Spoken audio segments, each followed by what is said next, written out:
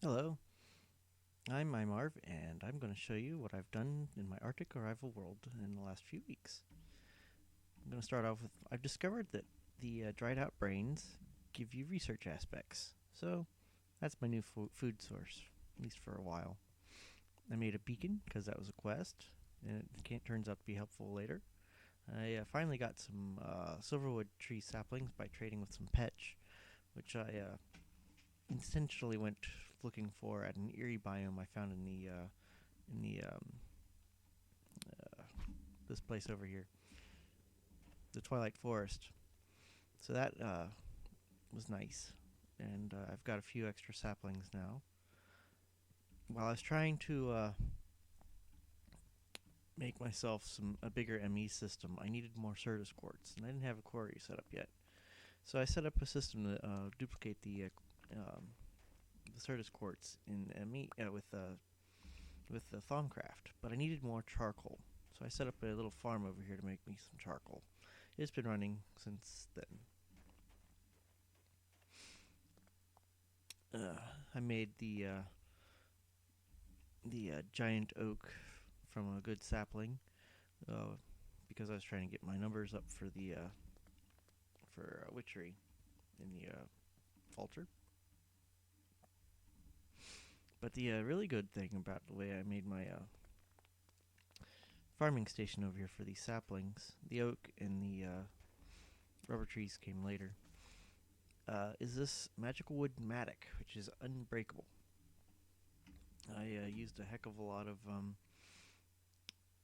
uh, obsidian plates, five, six, seven of them, and also obsidian tool rod to get it to the point where it would never get used up.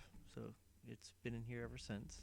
One of my favorite ways to make it. Usually I make them out of paper, but paper wasn't an option for the axe head or the shovel. So I had to use the magical wood, which isn't very expensive anymore.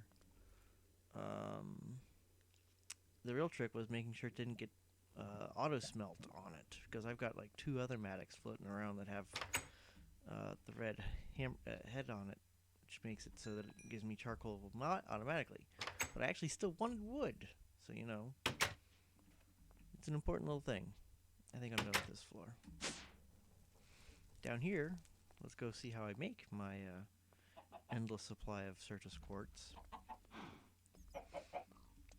And I just have this alchemical construct, duplicating it with water and aqua, and I don't remember what the crystal one's called. Over here, I'm just melting down glass to get it. It's one each. Getting that from the center chest.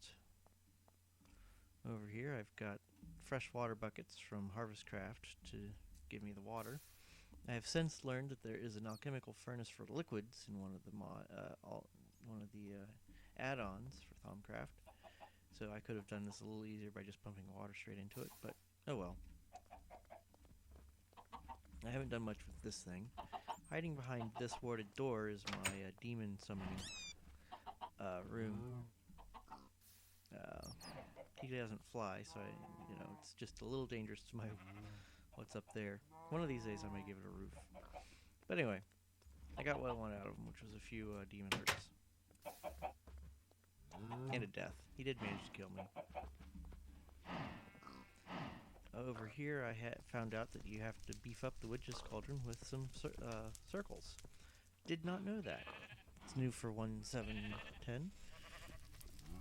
So once I got that going, I could finally continue progressing through that. So I had to move this out of the way because it was right there, and that didn't work out. So that's over there.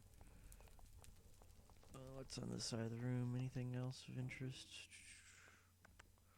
Oh yeah, the other side of the infinite Certus quartz. The Ignis extruder to make my cobblestone. Grind it up for sand and gravel. Use the cyclic assembler here to make this fresh water from the piped water. That's filled up this small cache. I think I think it gets moved around on the back side. But sand comes into this redstone furnace and it makes glass out of that, and it sticks it in this cache, which also goes into the ender chest. And I've also put that cache on the storage bus, so that way I have access to basically infinite amount of glass for any glass purposes. And let's see here, what else? Over here, I've added a few more plants. I got the niter wort back from more glowstone, because that's a bit one that gets used a lot in applied energistics. I've got the quartz seeds because I was running out of quartz for applied energistics as well. What do we have here? We've got the platinum because I needed more platinum for Enderium. That'll come up in a few minutes. I've got enough emerald ore to make this a whole 3x3 of that. Diamond, gold, iron, lapis, and a smidgy bit of sugarcane and strawberries for the strawberry fruit salads I don't eat anymore because I like me some dried out brains. I tried it out first by using all the drying racks back there to see what it did. I think that's all. Oh, I added an ME system just for the seeds over here because the filing cabinet has a bad UI. I don't like dealing with this thing. But if I put it in here, it works out much nicer. And I can actually search on it and everything. So an entire ME system with an energy acceptor, tesseract for the energy source, and a storage bus, and a ME terminal. And green because it's green thumb. Maybe one day I'll just make it go up to there so I can access it from in there. I don't think I have any more seeds I want to make though. Let's go downstairs. This is not the middle floor that you saw before. There's stuff going on in there that I'll show you in a few minutes. But this is my ME storage, my ME controller block. It's not actually full-sized yet, but this is the max size it can get to. These are Futura blocks from Chisel. They have one that looks exactly like ME controller blocks. So if you want to troll somebody, you can swap out Chisel's applied labyrinthine blocks for the controller system. It'll look like it's online, but it's not, because it's not really there anymore. But I got confused when I used the ones that looked exactly the same, because they looked exactly the same. I couldn't tell where they went. So I went with this one so I could tell what it's going to look like.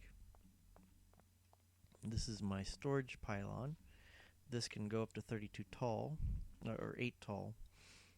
So it'll be almost as tall as my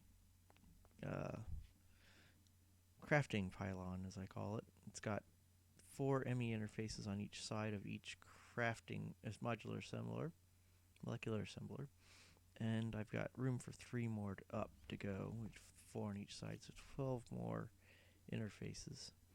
Over here I've got a awkwardly shaped thing going up for my controllers, my crafting storage, so I can actually have my auto crafting stuff work right. As I add more tiers, I make them bigger for more complicated crafting things. I have one arcane assembler. Because I figured out how to get it all going. I finally have a way to populate it with the viz, which was over there, which I'll go describe in a moment.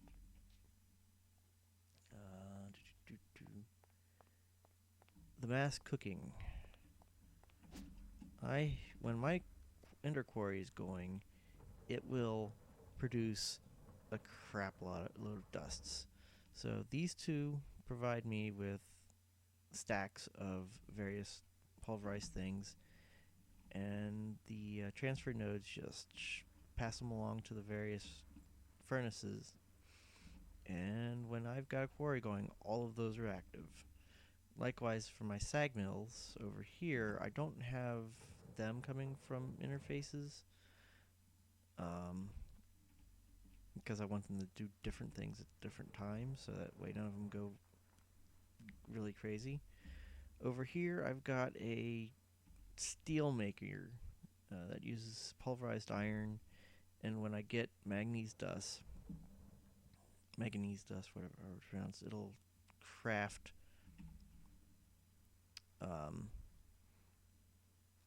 some steel dust. I've been to the Twilight Forest and took out one of the ice towers, and I thought it was pretty, so I made the walls for this floor be the same lovely blue aurora blocks. And it works for making the painted blocks as well. So I've got a nice little pipe going up there. The rest of these have a mix of auto crafting going on and manual crafting. The alloy smelters are slower than a high-speed redstone furnace or induction smelter. So I've got certain patterns going on. Like I'm always cutting down the rubber wood to make the planks and get the rubber out of them. But the really cool things over here.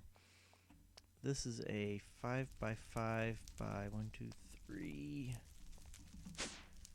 4, 5. A 5x5 by 5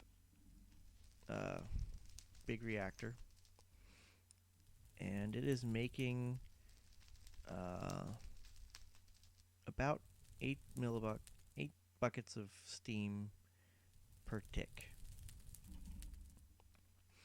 And it's using up a fractional millibucket tick of the yellorium.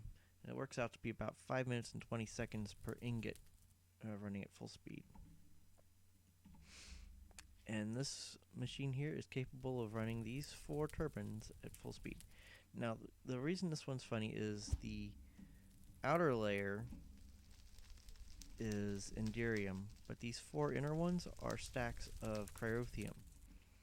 And if I go on top of here, I start freezing immediately. As you can see, I'm going down about 0.2 degrees Celsius per second or so. I froze to death almost several times putting this thing together. And it was a trick. I was literally bathing in the pyrotheum in order to gain to not freeze. As soon as I stop being on fire, it'll go back to freezing again. So it's a real challenge to get that together. And I've got these warning blocks, so I know not to get too close or I will immediately start freezing again. Anyway, each one of these turbines is connected directly to the big reactor through some ports on the sides that you can't see.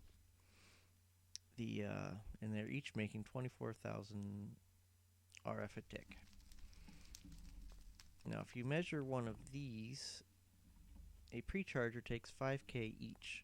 So with 4 of these, it is taking almost all of the power out of one of these turbines to run the laser drill.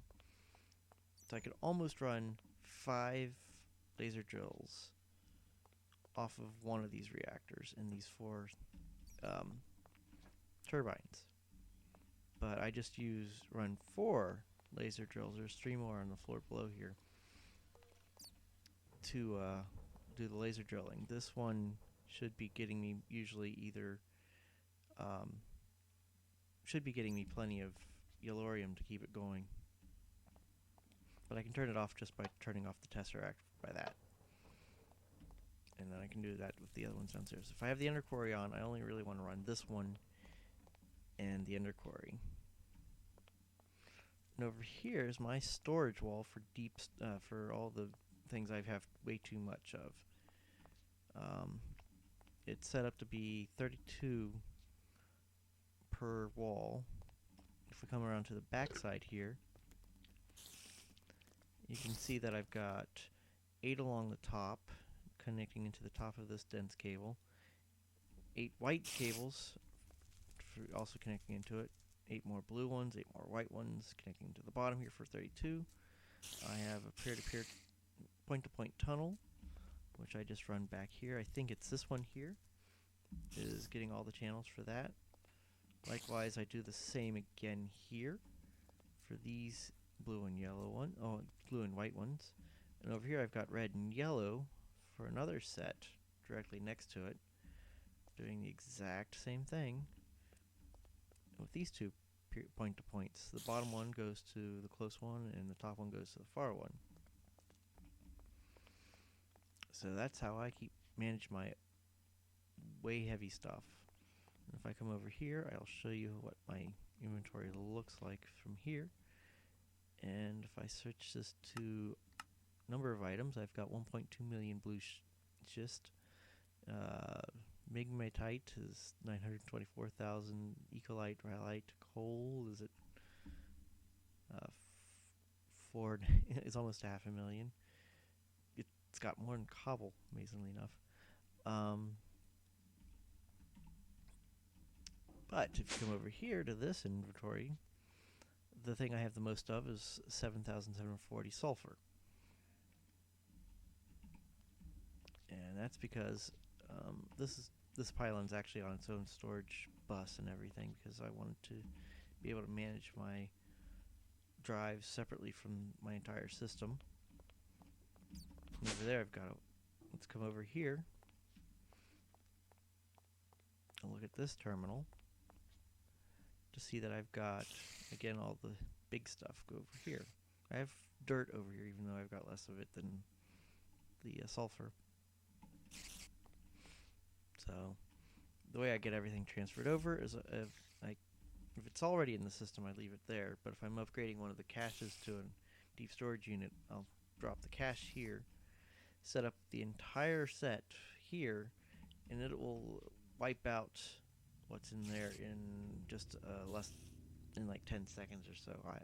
Because the fastest way to move stuff is from an interface to an interface, and you just put a whole bunch of speed upgrades and a stack upgrade and transfer node, and it's pretty darn quick. So let me go back over to the other system. I want to talk about it. Never use an import bus or an export bus if you have enough other mods. I've only got an interface bus right there accepting items from pretty much all of these machines.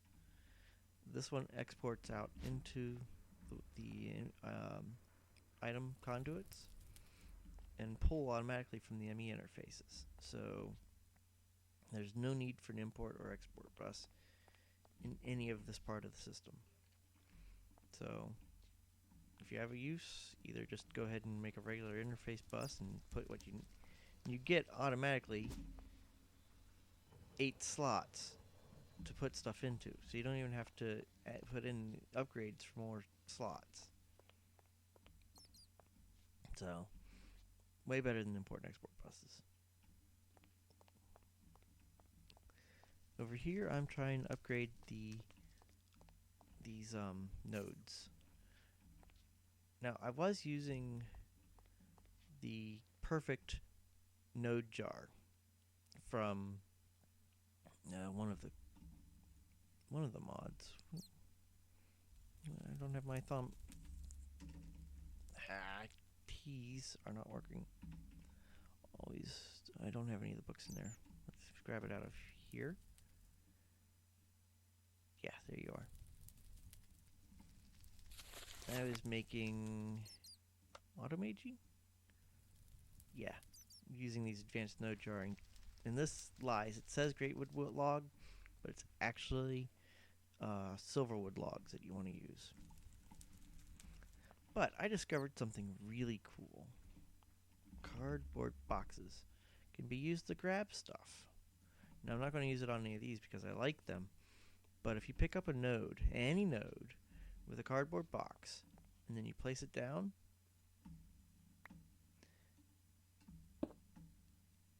it'll give you a random node when you open it up. And then, if you don't like the node, you just pick it up and do it again. If you like the node, then you can use the jar to move it somewhere else. But you should have been doing that where you want the node to end up. Just watch out. You can end up making a hungry node, and you will not have you'll need to teleport out of that or whatever, but you'll have not a good time there.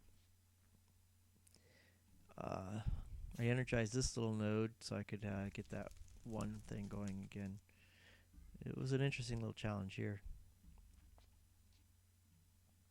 but once I got that figured out, it was awesome. Down here, I've got a couple. Those are just random things. Caution blocks, so I don't actually end up walking through that pillar and putting myself on fire. Although I did that on purpose a few times, just when I was freezing, putting up the reactor over there. The other 3 laser drills, just humming along. Now I'm going to go show you what I did on that floor I skipped. I've been adding more skulls over there. These block placers are placing blocks in front of... Crap. Well, that is not cool. I did that to myself. Always watch out when you're carrying a cardboard box. Ow.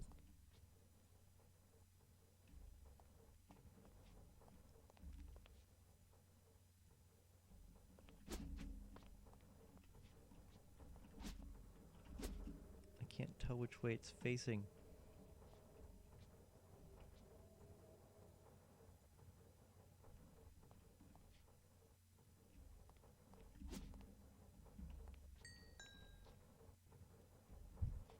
Anyway, configuration.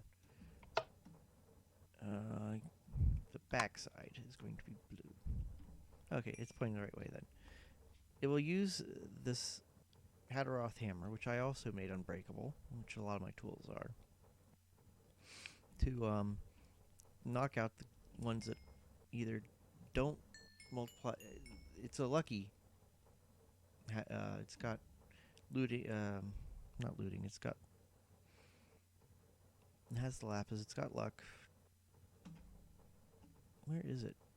Fortune 3. It has Fortune 3 on it from lapis.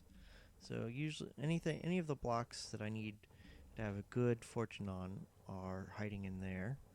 And again, I've just got the stacks of whatever I want it to work with here, and it just puts them into the block placers. And I just have some oak saplings because I can't place them, so it always has just one slot.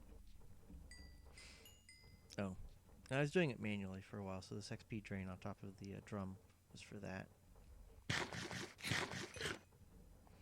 Over here, I've got a powered spawner for making the Eldritch Guardian, so I could get more eyes out of it from them without wasting time. And an auto spawner where I originally had cow, so I could get the original pink slime. And then I have started making it actually make pink slime, so I could get that going. And there's nothing in it right now. I had bats in here, so I could capture some bats or kill some bats for the wool for something. So this is my little random. I need a certain monster generation zone, and I think that covers the major bits of things that have changed. But yeah, I'm really happy with how that is, and that monstrosity. Except for the whole freaking freezing in that area. Triothium is way too cold. So, this is my little base. It's gotten a little bigger. So, let me know if you enjoyed the little tour. Let me know what I can do differently. And I'll catch you next time.